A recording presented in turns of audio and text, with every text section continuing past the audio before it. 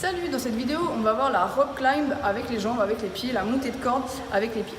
Je vous montre, selon moi, la technique la plus simple pour coincer la corde entre vos pieds. Si vous avez une autre technique à vous qui fonctionne, utilisez-la. Vous n'êtes pas obligé de changer de technique. C'est juste si vous ne connaissez pas ou si vous avez envie d'essayer cette technique-là, testez et puis après vous prenez celle qui fonctionne le mieux pour vous. Donc moi, la technique, c'est que je vais prendre ma jambe forte, c'est la jambe droite, et je vais la placer tout de suite au contact de la corde, avec le pied à l'intérieur, le genou à l'extérieur. Okay, et c'est ce pied-là qui va coulisser en permanence. Donc comme je sais que c'est ma jambe du dessus, je vais la monter le plus haut possible avant de me suspendre.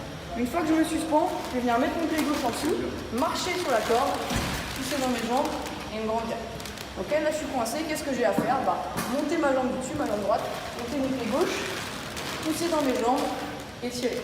Encore une fois, je monte, hop, je coince, je pousse, hop, et je vais toucher.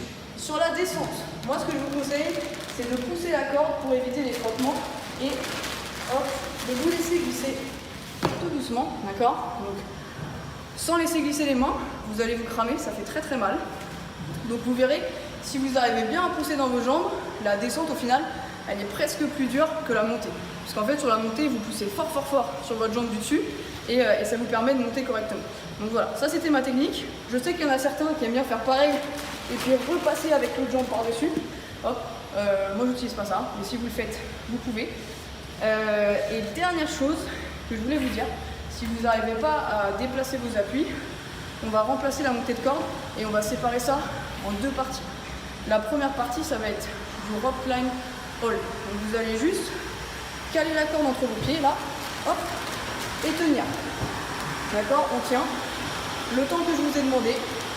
Et là, ça me permet d'apprendre à bien placer mes pieds et de voir que mes pieds ne bougent pas. Donc ça, c'est pour le travail de pied. Et pour le travail de tirage, c'est le départ assis, ici. Là, je viens tirer pour me redresser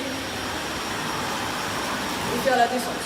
Donc en général, quand je vous demande de la montée de corde, je vous dis si vous n'y arrivez pas, vous remplacez par X secondes de statique plus X tirage avec le pied au sol. Voilà.